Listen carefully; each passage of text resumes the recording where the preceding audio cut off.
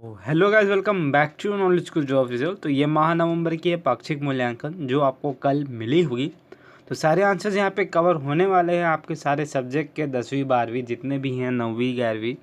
तो आपको क्या करना है, अगर आपने अभी तक हमें अपना प्रश्न पत्र नहीं भेजा है और भेजना चाहते हैं तो व्हाट्सअप जो लिंक है कमेंट बॉक्स में आपको मिल जाएगा। और सारे आंसर्स यहाँ पे बताए जाते हैं, वो आपका असाइनमेंट से हो गया जो बोर्ड द्वारा भेजे जाते हैं या फिर आपके इस प्रकार से होगा। सारे बोर्ड के जो न्यूज़ है जानकारी हमारे चैनल में आते रहते हैं, तो चैनल पहले आप सब्सक्राइब कर लीजिएगा। तो ज़्यादा देर न करते हुए बता देते हैं कि कल तक जो है सारे आंसर्स आपको मिल जाएंगे, तो आपको टेंशन नहीं लेना है। तो अब ज़्यादा देर न करते हुए शुरुआत करते हैं, जहाँ पे माह नवंबर पाक्षिक मूल्यांकन है, विषय सामाजिक विज्ञान, कक्षा 10वीं। जहाँ पे पहला प्रश्न है, सन 2011 के जनगणना के अनुसार भारत की कुल जनसंख्या थी। तो जो कुल जनसंख्या थी वो थी 121 करोड़ 2 लाख। ठीक है, जैसे कि अभी 130 करोड़ से ऊपर है, तो 2011 में थी 121 करोड़ 2 लाख। जहाँ पे सेकंड है, पहला आम चुनाव कब हुआ था। तो पहला जो आम चुनाव था वो 1952 में हुआ था, 1952 में हुआ था। अब चलते हैं, जमींदार जो प्रथा है वो कब समाप्त हुई थी।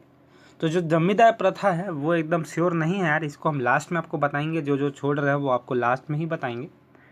अब चौथे में चलते हैं, जहाँ पे पहली पंचवर्षीय योजना में किसके विकास पर जोर दिया गया। तो ऑब्वियस सी बात है यार, कृषि पर जोर दिया था।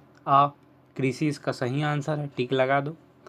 शीत युद्ध है क्या है, आमने सामने वाला युद्ध तो नहीं है, गुरिल्ला युद्ध भी नहीं है, आसमान में युद्ध नहीं है, तनाव की स्थिति में। तो दा इसका आंसर है, तनाव की स्थिति में। आगे चलते हैं, जहाँ पे छठवां पूछा गया, द्वीपों का देश कहलाता है। तो यहाँ पे जो द्वीपों का देश कहलाता है वो है इंडोनेशिया। ठीक है बच्चों। और फिर सातवां में चलते हैं, जहाँ पे पूछा गया, उपनिवेशकों की समाप्ति के लिए आवश्यक है राष्ट्रवादी भावना, दुर्बलता, निर्बलता, निरंकुशता। तो यहाँ पे जो आंसर्स है वो हम आपको लास्ट में देने वाले हैं।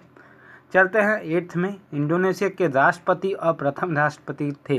कौन थे इंडोनेशिया के राष्ट्रपति और प्रथम राष्ट्रपति, इस पर श्योर नहीं है, तो इसको लास्ट में आंसर देंगे। अब चलते हैं प्रश्न 9 के साइड, तो सीधे हम आंसर आपको दिखाने वाले हैं, तो आप रुकिएगा। तो प्रश्न, क्या इंग्लिश बोलने से लगता है आपको डर? तो डरना बंद कीजिए और डाउटनेट के इंग्लिश स्पीकिंग कोर्स के साथ आज ही जुड़ जाइए, जहां इंडिया के टॉप एक्सपर्ट्स आपको इंग्लिश बोलना सिखाएंगे, वो भी पूरी तरह हिंदी भाषा में। तो क्या आप इंग्लिश बोलने से हिचकिचा रहे हैं? क्या आप इंग्लिश इंटरव्यू की तैयारी कर रहे हैं, या फिर आप फर्राटेदार इंग्लिश बोलना चाहते हैं? तो ये कोर्स आपके लिए ही है। आज ही डाउटनेट पर जाइए और ये कोर्स खरीदिए और अपने खुल के इंग्लिश बोलने के सपने को पूरा कीजिए। प्रश्न 9 आप यहाँ पे देख पा रहे हैं, जनगणना के आंकड़े हमारे लिए कैसे उपयोगी हैं। तो इसके आंसर्स हैं, किसी भी देश के विकास एवं उसके भविष्य की नीतियों के निर्धारण के लिए देश के नागरिकों की सही संख्या का पता होना बहुत जरूरी होता है। नागरिकों की आर्थिक और सामाजिक स्थिति के प्रामाणिक आंकड़े सरकार की मदद करते हैं, अतः भारत में प्रत्येक 10 साल पर जनगणना की जाती है और इसलिए जनगणना के आंकड़े जो है वो हमारे लिए उपयोगी हैं। ठीक है बच्चों। दूसरा 10वां है आपका, उपनिवेशवाद क्या अर्थ क्या है, मतलब क्या है। तो यहाँ पे इसका जो अर्थ है, जैसे कि मेरी आवाज़ें जो चेंज हो रही है, मे भी यार तबीयत थोड़ी ख़राब हो जाने की वजह से जो आवाज़ें हैं थोड़ी चेंजेस आ जाती हैं, तभी दब जाती हैं। यहाँ पे उपनिवेशवाद क्या है, तो ये इसका अर्थ होता है किसी समृद्ध एवं शक्तिशाली राष्ट्र द्वारा अपने विभिन्न हितों को साधने के लिए किसी निर्बल किंतु प्राकृतिक संसाधनों के परिपूर्ण राष्ट्र के विभिन्न संसाधनों का शक्ति के बल पर उपभोग करना। भूमध्य सागरीय क्षेत्र और मध्ययुगीन यूरोप में इस तरह का उपनिवेशीकरण एक आम परिघटना थी। तो इस प्रकार जो आंसर है वो आपको यहाँ पे दिख रहे हैं। आगे चलते हैं, शीत युद्ध से आप क्या समझते हैं। तो शीत युद्ध क्या होता है यार, द्वितीय विश्व युद्ध के बाद काल में संयुक्त राष्ट्र अमेरिका और सोवियत रूस के बीच उत्पन्न तनाव की स्थिति को शीत युद्ध के नाम से जाना जाता है। जैसे कि आपको टिक द करेक्ट ऑप्शन में भी पूछा गया था, शीत युद्ध क्या है। तो तनाव की परिस्थितियों को ही शीत युद्ध कहा जाता है, जिसमें आमने सामने लड़ाई नहीं होती लेकिन तनाव बना होता है। इन दोनों पक्षों में आपसी टकराहट आमने सामने कभी नहीं हुई, पर ये दोनों गुट इस प्रकार का वातावरण बनाते रहे कि युद्ध का खतरा सदा आमने सामने दिखाई पड़ता था। तो इस प्रकार जो 11वां का आंसर है वो इस प्रकार है। 12वां में चलते हैं जहाँ पे 3 अंक है, जहाँ पे कोई एक लिखना है। तो यहाँ पे एक उपनिवेशक और स्वतंत्र देश के बीच क्या अंतर होता है। तो यहाँ पे आप देख सकते हो अंतर क्या है। तो एक उपनिवेश और स्वतंत्र देश में बहुत से अंतर होते हैं। एक उपनिवेश देश यानी कि गुलाम देश, उनमें हम अपनी मर्जी का कुछ नहीं कर सकते, लेकिन स्वतंत्र देश में हमारे पास वतनताई होती है कि हम कहीं भी जा सकते हैं, इससे भी मिल सकते हैं, कितनी भी संपत्ति रह सकता है, किसी से भी बात कर सकते हैं, अपना विरोध कर सकते हैं, अपनी मांग कर सकते हैं, परंतु हम अपनी भेजते इसमें कुछ नहीं कर सकते। हम गुलाम होते हैं, मतलब उपनिवेशवाद में हम गुलाम होते हैं। तो यहाँ पे प्रश्न 13 है, जहाँ पे पूछा गया है हिंदू कोड बिल नहीं बनता तो क्या होता है।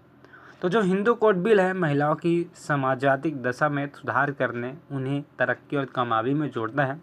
हिंदी कोड बिल संसद में पास न होने करा पाने पर अम्बेडकर बहुत दुखी थे। उनका मानना था कि संविधान लिखने से भी ज़्यादा खुशी उनके हिंदी कोड बिल पास होने पर होती। तो क्या हुआ था आप देख सकते हैं यहाँ पे। चलते हैं आगे, जहाँ पे द्वितीय विश्व युद्ध के बाद विश्व की राजनीति में क्या परिवर्तन हुआ है उसको आपको लिखना है। तो द्वितीय विश्व युद्ध के पूर्व तक विश्व राजनीति में यूरोप का प्रभुत्व था, किंतु विश्व युद्ध के बाद यूरोपीय राष्ट्र दुर्बल हो चुके थे। अब अमेरिका तथा सोवियत संघ, ये 2 राष्ट्र प्रथम श्रेणी की विश्व शक्ति के रूप में स्थापित हो गए। विश्व के राष्ट्र इन दोनों महाशक्तियों के प्रभाव क्षेत्र में बंटने लगे। तो इस प्रकार इसके आंसर आप यहाँ पे देख पा रहे हैं। 14 और 15 में चलते हैं, जहाँ पे 14 है भूमि सुधार आंदोलन का वियतनाम में क्या महत्व है। तो वियतनाम आप देख सकते हो दक्षिण पूर्व एशिया के हिंद चीन प्रायद्वीप में पूर्वी भाग में स्थित एक देश है। इसके उत्तर में चीन, उत्तर पश्चिम में लाओस, दक्षिण पश्चिम में कंबोडिया और पूर्व में दक्षिण चीन सागर स्थित है। 2008 में 8 करोड़ 61 लाख की जनसंख्या के साथ वियतनाम दुनिया में 13वां सबसे अधिक जनसंख्या वाला देश है। बौद्ध धर्म यहाँ का प्रमुख धर्म है, जो देश जनसंख्या का 85% हिस्सा है, और बौद्ध जनसंख्या में ये दुनिया का तीसरा बड़ा देश है, चीन और जापान के बाद।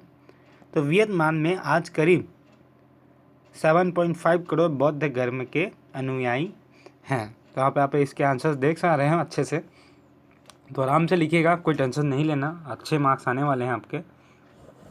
इसमें अथवा भी दिया है, लेकिन हमने अथवा नहीं लिखा है, और सारे आंसर जो हैं वो लगभग आज ही आ जाएंगे, तो आपको टेंशन नहीं लेना है। तो भारतीय स्वतंत्रता आंदोलन और अफ्रीका के स्वतंत्रता आंदोलन में समानताएं में और अंतर लिखें। तो जो अंतर है वो निम्न है, नीचे देखते हैं क्या है। तो जो अफ्रीका के अलग अलग क्षेत्रों में अलग अलग देशों का औपनिवेशिक शासन था, जबकि भारत में केवल अंग्रेजों का ही शासन था। ठीक है बच्चों। भारत का स्वतंत्रता संघर्ष में अलग अलग जातियों, क्षेत्रों व भाषाओं के लोगों ने मिलकर भाग लिया। अफ्रीका के स्वतंत्रता संघर्ष में अफ्रीकाओं ने अलग अलग देशों में संघर्ष किया। तो आप इसे ऐसे भी लिख सकते हो, या फिर आप उसे अलग अलग करके भी लिख सकते हो। एक साइड भारत का लिखो और एक साइड अफ्रीका देश का लिखो। तो जहाँ भारत 1947 में स्वतंत्र हुआ, वहीं अफ्रीका देश इसके काफ़ी बाद स्वतंत्र हुआ। चौथा, भारत में समाज सुधार द्वारा राष्ट्रीय व स्वतंत्रता आंदोलन का सूत्रपात किया गया, जबकि अफ्रीका में एक प्रबल और संगठित मजदूर वर्ग का विकास हुआ। पांचवा है, भारत की तरह अफ्रीका में वैसी प्रशासनिक व्यवस्था नहीं बनी। तो दोनों में यही समानता है। यहाँ पर जनसंख्या विस्फोट समाज के लिए घातक है, कैसे हैं समझाइए, ऐसे यहाँ पे बताया गया है। तो ये जो है अथवा वाली ये चीज़ें हैं, तो अथवा में आपको कोई एक लिखना होता है। तो यहाँ पे जो जनसंख्या विस्फोट की परिभाषा है वो आप यहाँ पे देख पा रहे होंगे। इस प्रकार आप देख सकते हैं जनसंख्या विस्फोट काहे होती है। तो यहाँ पे आप देख सकते हो जनसंख्या विस्फोट की परिभाषा क्या है। तो साधारण शब्दों में कहे तो किसी देश की जनसंख्या की मृत्यु दर में कमी होती है, बाल मृत्यु दर में कमी होती है, लेकिन जन्म दर और जीवन कमी नहीं होती है। बाल मृत्यु दर में कमी होती है, लेकिन जन्म दर और जीवन प्राप्ति में वृद्धि होती है। तो इन सबसे संयुक्त प्रभाव के कारण जनसंख्या में बहुत तेज़ी से बहुत वृद्धि होती है। इस स्थिति को ही जनसंख्या विस्फोट कहा जाता है। तो इसके निम्न कारण हैं, जिसमें पहला कारण है अशिक्षा। दूसरा कारण है परिवार नियोजन के प्रति उदासीनता। तो आप इसे स्टॉप करके रोक के लिख लीजिए क्योंकि काफ़ी लंबे टाइम लग जाएंगे, इसके आंसर्स हम आपको बताते रहेंगे पढ़ पढ़ के। तो इस प्रकार जो तीसरा है वो है मनोरंजन के साधनों की कमी। और चौथा है अंधविश्वास, जैसे कि आप यहाँ पे देख रहे हैं, अंधविश्वास में शिक्षा की कमी के कारण लोग परिवार नियोजन के उपायों को ठीक से नहीं अपनाते हैं। और फिर आगे चलते हैं जहाँ पे आपको सिर्फ चौथे तक ही मिला हुआ 4 चीज़ें हैं। आराम से लिखिएगा, जोरों शोरों से लिखिएगा और सारे आंसर्स आपको मिल जाएंगे। तो चैनल सब्सक्राइब करके बेल आइकन प्रेस करके शेयर करिएगा। और इसकी PDF कॉपी आपको चाहिए तो आपको www.knowledgeguruji.in में जाना है और वहाँ पे जाके पाक्षिक टेस्ट में देखना है, वहाँ पे आपको इसकी PDF मिल जाएगी।